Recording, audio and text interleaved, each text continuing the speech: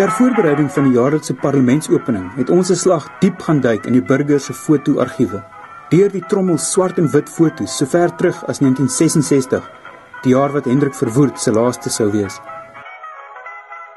Dan is daar weer jare waar 'n jong Pik Botha te sien is. Of Rolf Meyer.